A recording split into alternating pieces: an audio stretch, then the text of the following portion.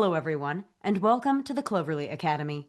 My name is Sophia Wardell, and today we have a very special guest, award-winning singer-songwriter and children's author, Erica Sunshine Lee. Erica Sunshine Lee is an international touring Nashville recording artist and prolific songwriter with 10 original albums and over 1,800 songs written, including 55 recorded by other artists. She received numerous accolades, including TRMA Female Artist of the Year, TRMA Music Video of the Year, TRMA Horizon Artist of the Year, and Georgia Country's Female Artist of the Year. Erica has also written the children's books Butterfly, Billy the Bully, and While You Sleep. Thanks for joining us today, Erica. Thanks for having me. Good to see you. Sure, it's great to see you as well. And I'm really excited. Today, I want to talk all about branding, touring, and merchandising with you.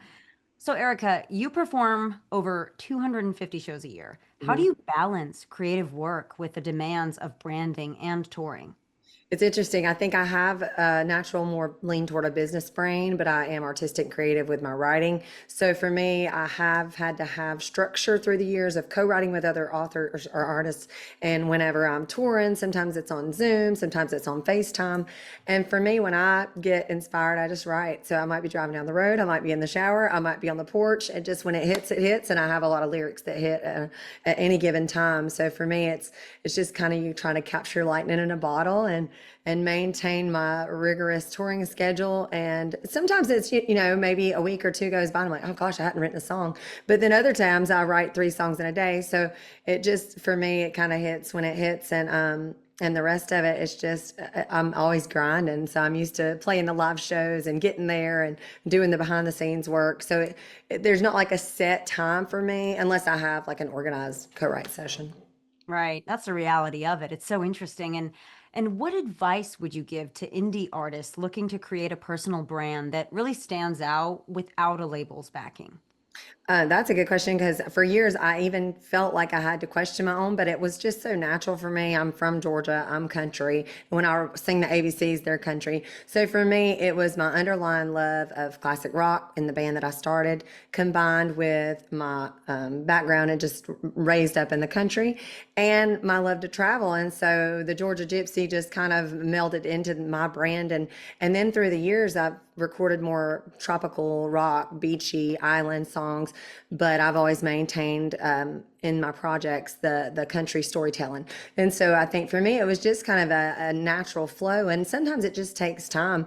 And this is where I ended up. And it's not where you start. And it's cool to see any kind of artist grow and change and shift and meander through the years. And I've just prayed for God to put me where He wants me. And it's been in the islands, and I've played in Europe. And so I'm drawn to the beach, but I also love the mountains. So it's not just limited to that. I didn't want to just be narrowed to Salt and Lime and female Jimmy Buffett is what I'm coined in certain circles. But I think it's just about what music you're writing, who you are, and you have to just be who you are naturally. And I think the brand will just shine through. Well, I love how you mentioned taking the time to really figure that out and the self-reflection. I think we move so fast these days. A lot of times we don't sit down and say, who am I? What Right. do I love? Like, how do I put that into my personal brand and shine that out to people? Now, how do you approach building and maintaining a fan base across all the different countries that you tour in and the different age groups that love your music? I think that for me, being able to stay in touch on social media is just a game changer. I mean, before that, it was getting an email list, and I still encourage an email list for shows to be able to stay in touch with your true fans, and then they can shop in my store, and I send newsletters. I'm probably not as diligent on the newsletters as I should be because I got frustrated with some of the spam. So people don't understand if they don't add you, they don't get the newsletters. And there's texts, newsletters that I've not ever gotten as into, but I'm constantly posting on social media, interacting whenever I get messages or comments. I also probably blame my ADHD that I have to respond right away. And sometimes I may should take more personal time to not be addicted to my phone and constantly respond right away. But I think that's the sales in me, my background in selling cars. You get a lead, you respond right away. And so it's been really cool because I have fans that I met 15 years ago or in Australia and some new fans I met 2 months ago in Italy. So it's interesting when they think, oh, you sure are touring a lot lately. They don't understand that this has been my life for 18 years. Since 2007, I've been full-time touring singer songwriter. And so, but being able to connect with them at a show live, get them to follow me. I've got the QR code. It's really important to navigate them during the show and direct them to that. Sometimes I'll do fun giveaways, like a koozie giveaway, to encourage them to sign up. And some of them will sign up naturally on the website because there's a pop-up that captures their email.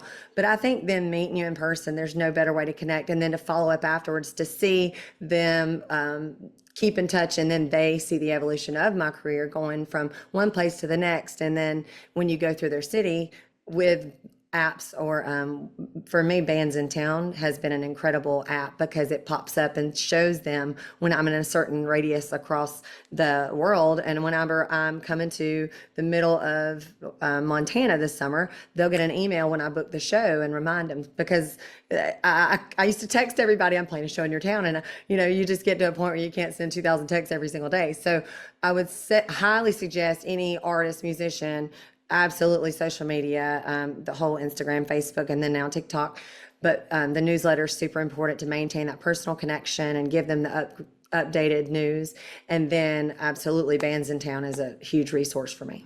Well, that's awesome, Erica. I really like how you just use social media and technology to really just help build your brand. There's a lot of negatives, but there's also a lot of positives, especially when you're trying to stay in touch with people. You're trying to remind people when you're playing about your writing, your books that come out, and the fact that you do sell merch. I want to touch a little bit on that.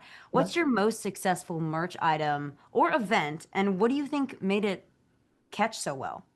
I think through the years it's changed, and it started with just when I wrote my first album. I loved Grandpa's Whiskey. It was a story about my papa making moonshine, and I never got to meet him. So that sold really well because people connected with, hey, my grandfather might have, or I've liked moonshine, or I'm Southern, or I just like the design because it's country. And through the years, I have used my songs highly as my merchandise and push them. I mean, through the years, I've also had just Erica Sunshine Lee t-shirts and hats that just had my name and brand and logo. But people connect with the songs, and you can see their personality shine through and which song they connect with. And for a lot of people, Stand Up for the Flag has been a huge, really deep connection, because a lot of veterans don't know how appreciated they are, especially some Vietnam vets. And to be able to see them light up when I'm singing a song that gives them thanks, or people that have had veterans in their family, are so appreciative. So highly patriotic for me. That's really important, to give thanks to all the veterans that serve our country and have given us the right to be free. Number two, the Be the Girl That Can Change the World has been really inspiring for me. After writing that, I just had no idea the amount of women and girls it would affect. And to see the little girls hear the song, light up, and then just beam with pride when they wear the shirt. Some of them won't take it off. They just love it because they get the message. Like, I've seen them in the audience say, she's talking to me. And when you see their eyes light up, and they understand that they have that capability, when you feed them words of life, that they understand and they connect. Sometimes the adults aren't even paying attention, and the kid hears that and it clicks in them. And so I think being able to wear that shirt and to hold that children's book with that message, or to wear the hat or get the sticker, it's just a good reminder for them. So I'd say Stand Up for the Flag, Be the Girl That Can Change the World have been really two positive messages. And then also the fun one, Don't Be a Richard, is such a great way to tell people be kind.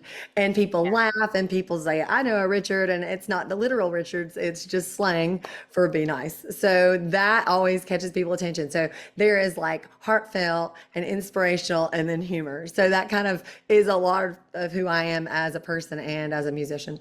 I think that's a great point for authors, writers, and anything. Pick things that people really catch on to. Pick certain words or phrases or parts of your book or parts of your song that people love, and put that on merch, because, again, people would love to show and wear what they're really resonating with. Now, Exactly. Erica, I want to just close this section with asking you, how has organizing events like Key West Chick Fest helped you grow your brand beyond music? It's really been an incredible snowball, because it just started out that I felt like a lot of really talented female singer-songwriters weren't getting the attention and the credibility they deserved in Nashville and other festivals, because I've been on these festivals and there's just a really short list of women. And especially since 90s female country was such a powerhouse movement, I'm like, what happened? And so for me, I just wanted to get them exposure. And it's been incredible because not only was it fun, because it's me getting together with my girlfriends and writing songs and hanging out, and we have this bonding experience for life that you share with these girls. It's like summer camp. Then it's also fueled my whole entire brand or my mission of being able to empower, inspire, and encourage females to like use their superpowers, their creativity to make the world a better place. So it was funny when I started it, it was just snowballed into my mission to be the girl that can change the world, in which I'm trying to feed that and inspire that in them. So it was a really cool snowball. And since then, I've had some girls get record deals. Some girls have played events in other countries. Some girls have just played a private concert last weekend because they got exposure at the Chick Fest. So it's really cool to see what I was intending for it to be and how it's worked and how it's snowballed into a bigger, it just started as a smaller event and every year it's growing. Well, Erica, thank you so much. That was wonderful insight on branding, touring, and merchandising. Thank you. Lastly, where can our listeners find and connect with you? Y'all can follow me on Facebook, Instagram, and my website, ericasunshine.lee.com. Also, you can follow my music on Spotify and iTunes, Apple Music. That's all the time we have for today. Thank you, everyone, for tuning in to today's interview with award-winning singer-songwriter and children's author Erica Sunshine Lee. Be sure to check out our website for more videos. Wishing you all a fulfilling and successful writing journey.